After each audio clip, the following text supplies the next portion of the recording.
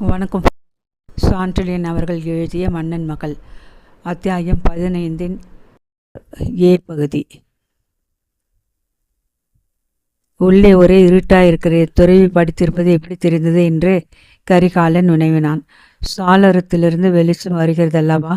சரி சரி, விளக்கு அணைந்து விட்டதே, ஏற்ற வேண்டாமா? வேண்டாம் எசமான், இந்த விளக்கு எப்பொழுதும் இப்படித்தான். கிருஷ்ணா நதி காற்றில் அடிக்கடி அணைந்துவிடும். இதை கொளுத்த வேண்டுமானால் மாளிகை பக்கம் போய்த்தான் பந்தம் கொண்டு வர வேண்டும். காவலை விட்டு போக முடியாது. வேண்டுமானால் போய் வா, நான் பார்த்து கொள்கிறேன். நன்றாயிருக்கிறது. தங்களை காவல் வைப்பதாவது படைத்தலைவருக்கு தெரிந்தால் இந்த துறவிக்கு பதில் கோதண்டத்தில் என்னை மாட்டுவார். இந்த அறையில் இருந்து இவன் தப்ப முடியாது. அதுவும் இன்னும் சிறிது நேரம், பிறகு அவனை பாதாள சிறைக்கு கொண்டு போய் விடுவார்கள். வீரனுடன் இவனம் பேச்சு கொடுத்து பின்னால் தன்மேல் எத்தகைய குற்றமும் சாட்ட முடியாத நிலையை சிருஷ்டித்து கொண்ட கரிகாலன் துறவியை மிகுந்த ஜாக்கிரதையுடன் கவனித்து கொள்ளும்படி வீரனிடம் கூறிவிட்டு மாளிகையை நோக்கி நடந்தான். மாளிகைக்குள் நுழைந்தவன் நேராக இரண்டாவது உப்பருகைக்கு சென்று பிரம்மமாராயன் அறையில் உட்கார்ந்து மேற்கொண்டு என்ன செய்ய வேண்டும் என்பதை பற்றி ஆலோசிக்கலானான். சைவ துறவி தப்பிவிடுவான். என் அபாயம் தீர்ந்தது. என் மேல் சந்தேகமும் உண்டாக வழியில்லை என்று தனக்குத்தானே சொல்லி கொண்டான். ஆனாலும் விஷயம் அவன் நினைத்தபடி அத்தனை எளிதில் முடியவில்லை. சைவ துறவி தப்பிவிட்டதும் மாளிகை அமளி துமளிப்பட்டது. காவலர்களை எல்லாம் கண்டபடி கடிந்து கொண்டு தனது அறைக்குள் கடும் கோபத்துடன் நுழைந்த பிரம்மமாராயன் கரிகாலனிடம் விஷயத்தை அறிவிக்க தொடங்கி, ஜெயவர்மன் தப்பிவிட்டான் என்றான். தப்பிவிட்டானா? கரிகாலன் புருவங்கள் சற்றே உயர்ந்தன. ஆம் கரிகாலரே, எப்படி தப்பிவிட்டான்? குற்றவாளியை கட்டி அடிக்க சிறையில் வைக்கப்பட்டிருக்கும் முறுக்கு கயிற்றால் கம்பிகளை வளைத்து மரப்பலகை மீது ஏறி சாளரத்தின் வழியாக குதித்தோடி விட்டான். அப்படியா? ஆமாம். ஆனால் அது மட்டுமல்ல, வேறு விஷயமும் இருக்கிறது. என்னது? ஜெயவர்மன் பெரிய போக்கிரிதான். ஆனால் அவனோட ஒரு பெரிய போக்கிரி அவனுக்கு உதவி செய்திருக்கிறான். அப்படியா? ஆமாம் கரிகாலரே. முற்கு கயிறு அதிகம் நீளமுள்ளது. அப்படியே கம்பிகள் வளைக்க முடியாது. கயிற்றின் ஒரு பாகம் வெட்டிவிட்டு இரண்டாக துண்டிக்கப்பட்டிருக்கிறது. ஆகையால் தான் இருபுறங்களிலும் கம்பிகளை இழுத்து வளைக்க முடிந்திருக்கிறது. கரிகாலன் கண்கள் பிரம்மமாராயனை ஏறெடுத்து பார்த்தன. அவன் எதிரே ராட்சசனைப் போல நின்ற பிரம்மமாராயன் கண்களில் ஏதோ ஒரு விபரீத பார்வை துளிர்த்தது. சிறிது நேரம் கரிகாலனது முதுகில் நிலைத்து கண்கள் சற்று தாழ்ந்து பெரியவனவாக உருண்டு அவனது இடுப்பில் இருந்த கட்சியை நோக்கி. அடுத்த வினாடி பிரம்மமாராயன் குரல் கோடையிடி போல ஒலித்தது.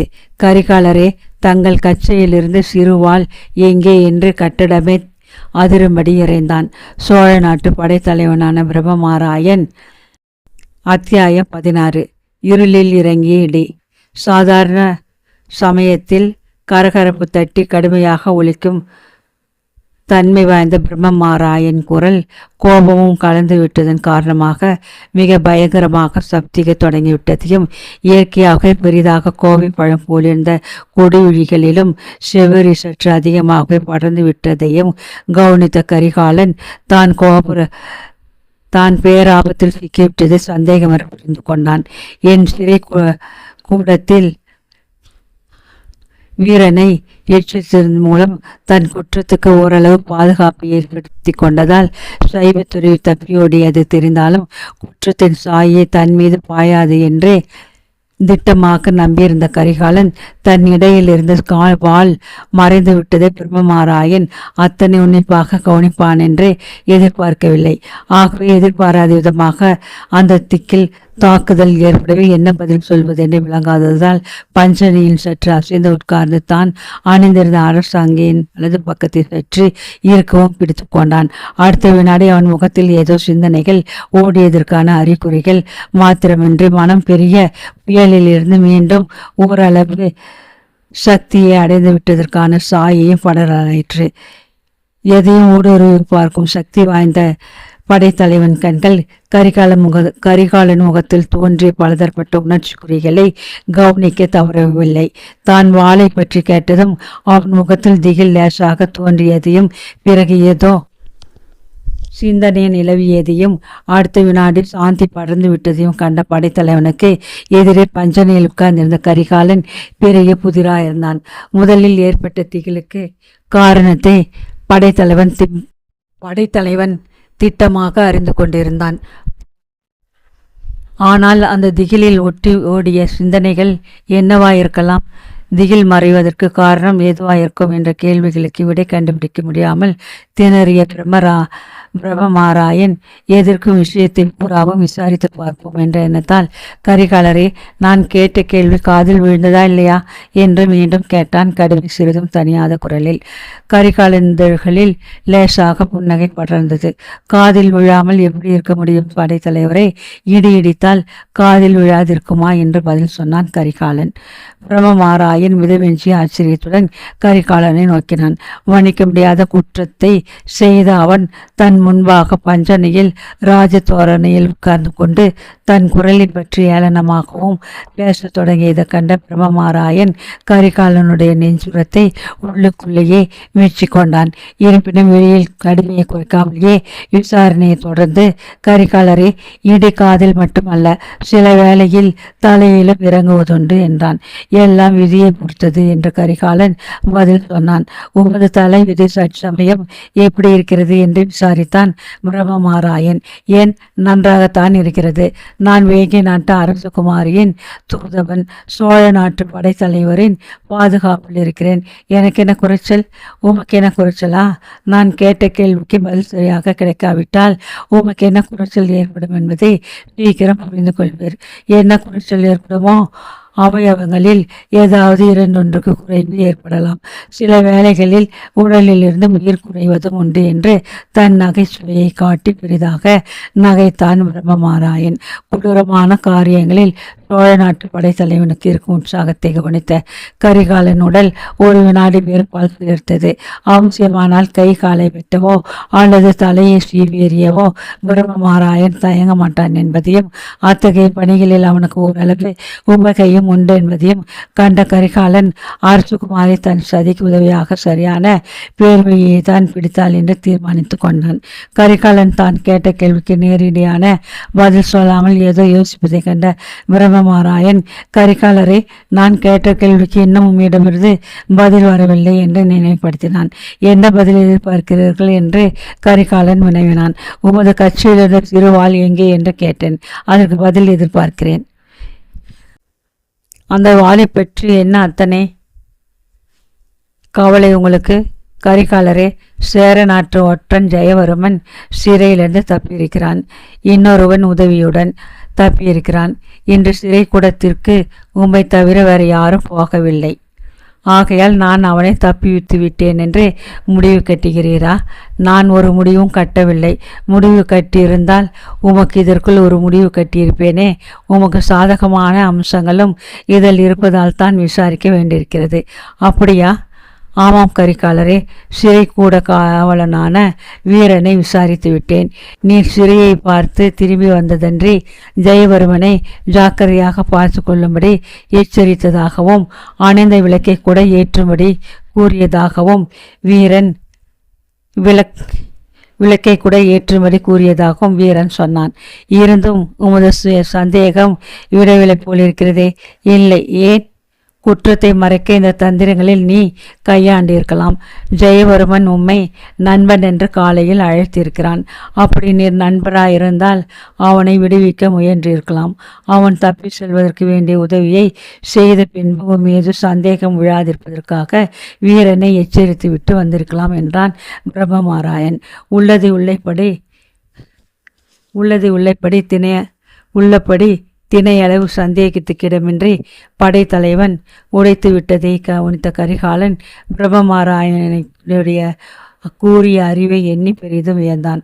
ஆனால் வியப்புக்கோ பிரம்மமாராயனை பாராட்டுவதற்கும் அப்பொழுது சமயமில்லை. ஆகியால் பிரம்மமாராயன் சந்தேகத்தை நிவர்த்தி செய்யும் பணியில் இறங்கி பிரம்மமாராயன் தன்னை குற்றவாளி ஸ்தானத்தில் என்னை குற்றவாளி ஸ்தானத்தில் நிறுத்திவிட்டீர். இதிலிருந்து நான் விலகிக் கொள்ள எத்தகைய அத்தாட்சியை எதிர்பார்க்கிறீர் என்று கேட்டான். உங்கள் அங்கி கட்சியிலிருந்து வாளை காட்டினால் போதும் என்றான் படைத்தலைவன். அது எப்படி உள்ள சிக்கலை அவிழ்க்கும் என்று கரிகாலன் வினவினான். சிறையில் இருந்த கயிற்றை துண்டிக்க ஜெயவர்மனுக்கு கத்திதான் உபயோகப்பட்டிருக்கிறது. கத்தி ஒன்றின் உதவி இல்லாவிட்டால் அவன் தப்பியிருக்க முடியாது என்றுதான் கேள்வி என்று பிரம்மமாராயன் விளக்கினான். என்பதுதான் கேள்வி என்று பிரம்மமாராயன் விளக்கினான். கரிகாலன் பஞ்சனையிலிருந்து சிறிது நேரம் எழுந்து அறையில் அங்கும் இங்கும் உலாவினான். பிறகு பிரம்மமாராயணன் நோக்கிய கண்களில் அசட்டியோடு அதிகாரமும் கலந்திருந்தது. படைத்தலைவரே, நீர் யாரை விசாரணை செய்கிறீர் என்பதை புரிந்து கொண்டிருக்கிறீரா என்று கேட்டான் கரிகாலன். ஏன், உம்மைத்தான். நான் அரசகுமாரின் அந்தரங்க தூதவன். அதனால் என்ன? அவர் என் மீது நம்பிக்கை வைப்பதற்கு அடையாளமாக அவருடைய மோதிரத்தை கொண்டு வந்திருக்கிறேன். இருக்கட்டுமே, அப்படி இருந்தும் ஏதோ சாதாரண குற்றவாளியைப் போல் என்னை விசாரிக்கிறீர். கரிகாலரே, குற்றவாளிகளில் சாதாரண குற்றவாளி, அசாதாரண குற்றவாளி என்றெல்லாம் வித்தியாசம் கிடையாது. குற்றம் செய்பவன் யாராயிருந்தாலும் குற்றவாளிதான். அரசகுமாரியின் தூதவர் குற்றம் செய்தாலும் குற்றம் தானே தவிர வேறொன்றையும் நீர் மறந்துவிட்டீர். என்ன படைத்தலைவரை? நான் சோழ நாட்டு படைத்தலைவன்.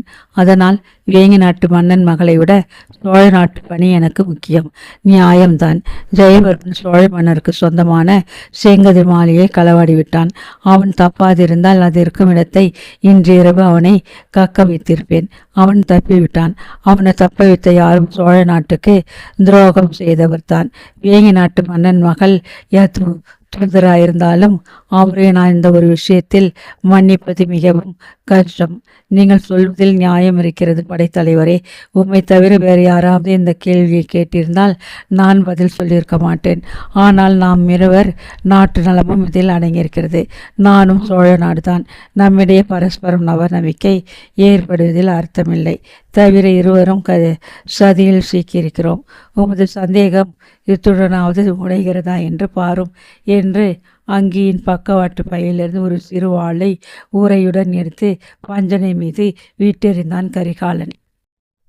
பஞ்சனை மீது தட்டு என்ற சத்தத்துடன் விழுந்த சிறு வாளை கண்ட பிரம்மமாராயின் பெருவிழிகள் சற்று நேரம் அழைத்து நின்றன. அந்த வாளை எடுத்து உரையை விலக்கி கத்தியை 2 வினாடிகள் பரிசோதித்த படைத்தலைவன் முகத்தில் குழப்பம் தாண்டவமாடத் தொடங்கியது. மீண்டும் கரிகாலன் முகத்தில் நிலைத்த கண்களில் இருந்த கோபம் அடியோடு மறைந்து விட்டாலும் குழப்பம் மட்டும் எஞ்சி நின்றது. அவன் குழப்பத்துக்கு காரணத்தை புரிந்து கொண்ட கரிகாலன் அவன் உள்ளத்தில் ஏதாவது சந்தேகம் எஞ்சியிருந்தால் அதையும் துளைக்க உறுதி கொண்டவனாய், ஏன் படைத்தலைவரே, என்ன யோசிக்கிறீர்கள்? என் அவயவங்களை வெட்டி தள்ளவோ தலையை சீவவோ சந்தர்ப்பம் கிடைக்கவில்லையே என்று யோசிக்கிறீர்களா என்று கேட்டான் லேசாக சிரித்து கொண்டே. ஏளனம் தூக்கி நின்ற அந்த சிரிப்பையும் அவன் வாயிலிருந்து உதிர்த்த வார்த்தைகளையும் கேட்ட பிரம்மமாராயன் போக்கில் பெரும் ஆறுதல் ஏற்பட்டது. மன்னித்து விடுங்கள் கரிகாலரே, காரணமின்றி உங்களை கண்டபடி பேசிவிட்டேன் என்றான் படைத்தலைவன். இதில் மன்னிப்பதற்கு என்ன இருக்கிறது படைத்தலைவரே? சேர நாட்டின் பெரிய ஒற்றன் தப்பிவிட்டான். சந்தர்ப்ப சாட்சியங்கள் என்னை குற்றவாளியாக சுட்டி காட்டின. நீங்கள் சந்தேகித்தீர்கள். அதில் தவறு எதுவும் இல்லை. உம்முடைய நிலையில் நான் இருந்தால் இப்படித்தான் நடந்து கொண்டிருப்பேன் என்று சமாதானப்படுத்தினான் கரிகாலன். பிரம்மமாராயனுக்கு ஓரளவு தான் சமாதானம் ஏற்பட்டது. கரிகாலன் விஷயத்தில் உண்டான சந்தேகம் மறைந்ததை ஒழிய ஜெயவர்மனுக்கு உதவிய பேர்வழி யார் என்பதை கண்டுபிடிக்க முடியவில்லை என்ற கோபம் மட்டும் தனியவில்லை. மாளிகையில் இருந்த அத்தனை வீரர்களையும் விசாரித்த நிலைமை தெளிவுபடவில்லை. இதனால் வெகுண்டிருந்த படைத்தலைவனுக்கு இரவு வெகு நேரம் மட்டும் மனம் நிம்மதி இல்லாமலே கிடந்தது. இரவு முற்றி வருவதை குறிப்பிட்ட கரிகாலன் கேட்ட கேள்விகளுக்கு சரியான பதில் சொல்லக்கூட பிரம்மமாராயனுக்கு அப்பொழுது இருந்த மனோநிலை இடம் கொடுக்கவில்லை. இரவு பெரிதும் முற்றிவிட்டதை கண்ட கரிகாலன், படைத்தலைவரே, நான் போக வேண்டிய நேரம் வந்துவிட்டதே என்றான். அப்பொழுது தோட்டத்தில் ஆழ்ந்த சிந்தனையுடன் உலவிக் கொண்டிருந்த பிரம்மமாராயனுக்கு கரிகாலன் பேச்சு பெரும் தலைவேதனையாயிருந்தது. எங்கு போக வேண்டும் என்று கேட்டான் படைத்தலைவன் அதிக சலிப்புடன். அரசகுமாரியிடம் போக வேண்டாமா என்று கரிகாலன் வினவினான். என்ன அவசரமோ? அரசகுமாரி வர சொல்லியிருக்கிறார்கள். எதற்கு? தங்கள் பதிலை அறிய. எந்த பதில் எதற்கு பதில் சதி திட்ட ஏற்பாடுகள் எத்தனை தூரம் முன்னேறி இருக்கின்றன என்பதை அறிந்து வர சொல்லியிருக்கிறார்கள். தவிர அறிஞயன் வரவில்லை என்பதை கேட்க சொன்னார்கள். அறிஞயன் வராத காரணத்தை தெரிந்து கொண்டு விட்டேன். ஏற்பாடுகள் எந்த நிலையில் இருக்கின்றன என்பது தெரியவில்லையே. ஏற்பாடுகள் சரியாக தான் நடந்து வருகின்றன. என்ன ஏற்பாடுகளோ விவரம் சொன்னால் அரசகுமாரியிடம் சொல்கிறேன். விவரம் சொல்லும் அளவில் ஏற்பாடுகள் உருவாகவில்லை. எப்பொழுது உருவாகும்? ஜெயசிம்ம சாளுக்கியன் தலைநகர் வந்த பிறகு. ஏற்பாட்டின் தன்மை எப்பேற்பட்டது என்று சொல்ல முடியுமா? தற்சமயம் சொல்ல முடியாது. ஏன்? சொல்ல எனக்கு உரிமை இல்லை. யாருக்கு உரிமை இருக்கிறது? இந்த சதியில் கலந்து கொள்ள வேங்கி நாட்டு படைத்தலைவர், மூவர், அறிஞயன் இவர்கள் அனுமதி இல்லாமல் நான் எதையும் சொல்ல முடியாது. அரசகுமாரி ஆணையிட்டால் கூடவா? ஆம், விசித்திரமாயிருக்கிறது படைத்தலைவரே. இதில் விசித்திரம் ஏதுமில்லை கரிகாலரே. ஜெயசிம்ம சாளுக்கியனுக்கு எதிராக சதி செய்து அவன் இதில் விசித்திரம் ஏதுமில்லை கரிகாலரே. ஜெயசிம்ம சாளுக்கியனுக்கு எதிராக சதி செய்து அவன் பலத்தை உடைப்பது என்பது அவ்வளவு சுலபமான விஷயமில்லை. விஷயம் அம்பலமானால் அரசகுமாரி உட்பட எல்லோரையும் ஒழித்து விடுவான் ஜெயசிம்மன். இந்த விஷயத்தில் அரசகுமாரிக்கு கவலை வேண்டாம் என்று சொல்லிவிடுங்கள். ஜெயசிம்மனை ஒடுக்கவும் நரேந்திரனை அரையணையில் ஆடாமல் திடப்படுத்தவும் ஏற்பாடுகள் நடைபெற்று வருகின்றன என்று சொல்லுங்கள். இது ஆண்கள் சம்பந்தப்பட்ட விவகாரம். பெண்கள் தலையீடு இருந்தால் காரியம் நடவாது என்றான் பிரம்மமாராயன். பிரம்மமாராயன் திட்டம் எத்தென்பது என்பதை அறிய கரிகாலன் எவ்வளவோ முயன்றும் பலன் ஏதும் ஏற்படவில்லை. அதற்குள் நள்ளிரவும் நெருங்கி தொடங்கிவிட்டதால் பிரம்மமாராயனிடம் விடை பெற்று கொண்டு அரசகுமாரியை சந்திக்க கிளம்பினான் கரிகாலன்.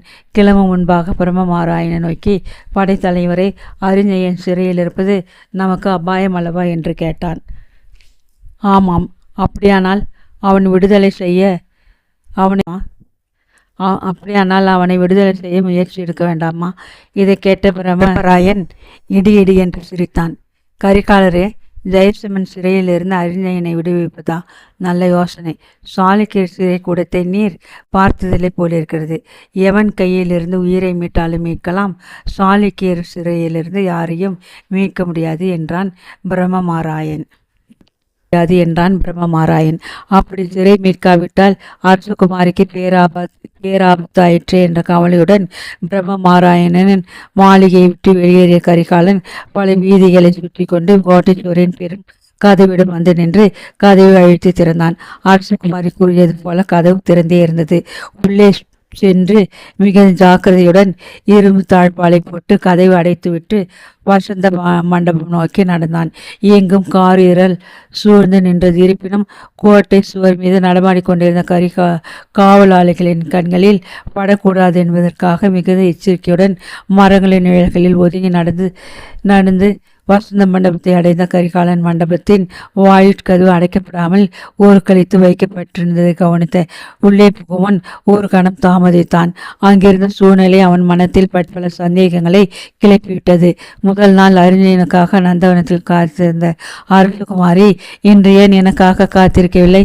மிகுந்த எச்சரிக்கையுடன் அரசகுமாரி அன்று தாழிட்ட வசந்த மண்டப கதவை இன்று ஏன் திறந்து வைத்திருக்கிறாள் என்றெல்லாம் யோசித்தான். இத்தனை போதாதென்று வசந்த மண்டபம் பூராவிலும் இருள் சூழ்ந்து கிடந்தது.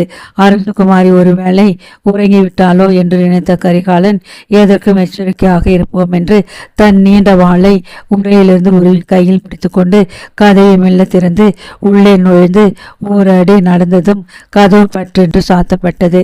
என்ன நடக்கிறது என்பதை அவன் நினைத்து பார்க்கும் முன்பு அவன் கையில் இருந்த வாள் தரையில் என்று பிடங்கப்பட்டது. தலையிலும் பலமான அடியொன்று இடிப்போல் விழுந்தது. கரிகாலன் ஒரு முறை தள்ளாடினான். அடுத்த வினாடி அவன் கால்கள் சுரணையற்று போயின. கண்கள் சுழன்றன. பிரஜை பறந்தோடி விட்டது.